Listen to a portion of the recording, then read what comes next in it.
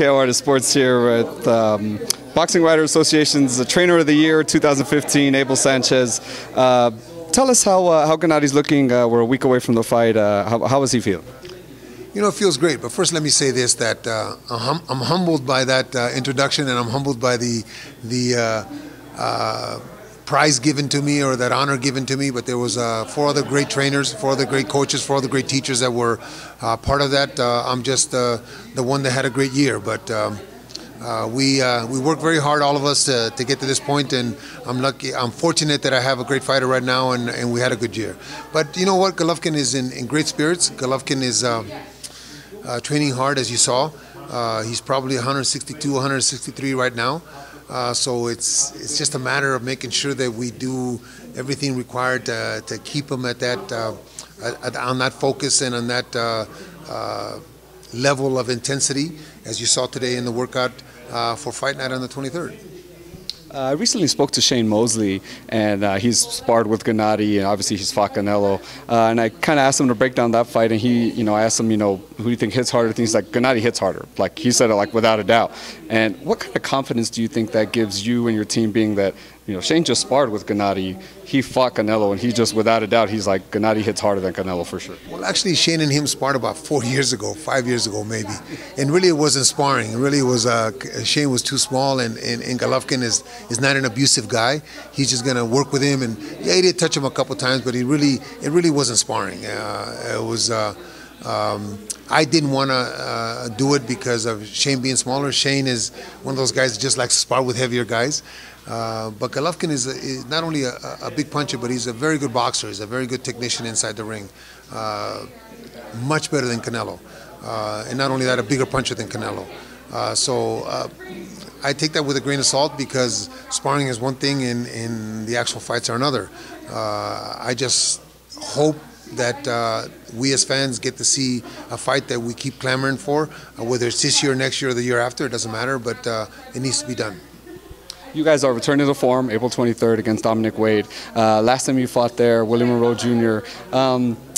Gennady, I think hurt him early, and then kind of realized, like, okay, like this, I want to put on a show, and then kind of, did the taunting and let him hit him and stuff like that. As a trainer, like, what are you thinking when you see that? Are you like, just like, what are you doing? Are you like, do you kind of like panic, like try to get your guy to stop doing stuff like that? Well, most old trainers, if you look at them, they all got white hair, they're almost all white, because sometimes these fighters don't understand that one punch can change a lifetime. One punch can change a career. One punch can make things happen to a point where you may not be able to fight for a year. We don't like to see that, but they're the ones in the ring. All we can do is ask and guide. They're the ones taking the punches, so they seem to think that they can take liberties like that. We don't like it. You can talk to any trainer, and they're going to tell you the same thing. We do not like it. If we can get the fight over in a minute or in one punch, that's better for us. We don't want to go 12 rounds. But he's that kind of individual that he wants to put on a show. And once he hurt Willie in the second round, then there really was no sense to put him out. There was no sense to let the fans that drove a long ways go home. All the chanting, all the cheering and everything was going to be for naught in his mind, even though that's what they came to see. I hope that doesn't happen again, but I can't guarantee that it won't, because fighters are fighters. No, definitely. You don't get paid for overtime, right? So you're trying to get out of it. I want to go home. I'm double parked. Obviously, the main fight that all the fans want to see is Canelo. Hopefully in September. You were saying that the WBC has mandated that he has, I believe it's 10 days after his fight. 15 days.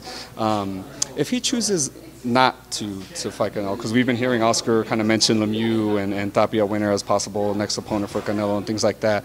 What's he doing, running from Golovkin? I was going to say, what's your take on it? Yeah, he's running from Golovkin. If Golovkin was a 68-pounder, Canelo would be the best middleweight in the world at 160 pounds, not 55. It's not whether he wants to. It's he will get stripped. As soon as 15 days are up, he will get stripped if he doesn't say yes or no.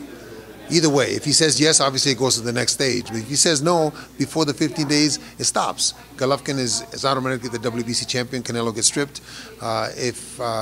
If it goes past the 15 days, automatically Canelo is stripped and Golovkin is the WBC champion. So it's not up to Canelo. It's a mandate. It's a letter that I have in my possession, and Tom has a copy of it, or I have a copy of it. He has the original, where all the parties involved signed off on this. They will go under WBC rules as far as percentages and as far as time frame and as far as weight, everything. So it's not a choice that they have. It's a mandate that they have to abide by or be stripped. And so, say that in, that scenario does happen. He strips. Gennady's the WBC champion. Obviously, Gennady said before, you said before, that he really wants all 4 belts in the division. Would the next move to be to go for Saunders at that point? Tom has already made an offer to Eddie Hearn. I don't know how far along that is or what the status of that is. But yeah, obviously WBO would be the target. But if the WBO is not till the end of the year, we have to have something in between. We're not going to wait. Gennady has to fight 3 or 4 times this year. And recently, Tom mentioned something about kind of looking at Ramirez, the new WBO champion at super middleweight. Is that going to say, once you do get the WBO and all 4 belts are gotten in the 160-pound division, would he stick around for still maybe trying to wait for like a big fight, or would he go up and just like done with this weight class and go up to 168? Well, if a significant fight is proposed prior to him winning the belts, if a significant fight that makes financial sense, as we've said in the past, of course we go after that fight. Of course, not putting anything at risk with the other fights or with the other champions. If we have a mandatory, we're not going to go after another fight until we fight the mandatory. But the 68-pound division is ripe for the taking. So if he does happen to go up, it'll be because it's a significant fight and because it's an opportunity that we don't have any obligations in the 60-pound division. And last question for me, how do you envision the fight ending on April 23rd? If Dominic, as he stated in the past, Golovkin is not anything special, nothing normal. He's normal. If he lives up to his word and comes to fight, it could be a short night, 3 or 4 minutes. If he comes to box and uses his skills, he can crack. So if he uses his skills to box and land a good shot, it could be longer. I look for Dominic to be smart. I look for his people to be smart. I look for them to use their skills and use their attributes to the best way and make sure that Golovkin has to work whatever he gets. If he's dumb and comes at him, then we may have a short night. And just real quick, you explained to me off camera, but these dollars over here on the board, what's the significance of that right now? Those dollars are my bets against these guys. I always bet $1. It doesn't matter what it is. I only bet $1 with them. And the last dollar that I bet was against Max Golovkin, Gennady's twin brother. He bet on Ramirez and I bet on Abraham. And I lost $1, so I had to pay him. Well, Abel, thanks a lot for the time. Really appreciate you having us, and best of luck April 23rd, man. Thank you. Thank you very much.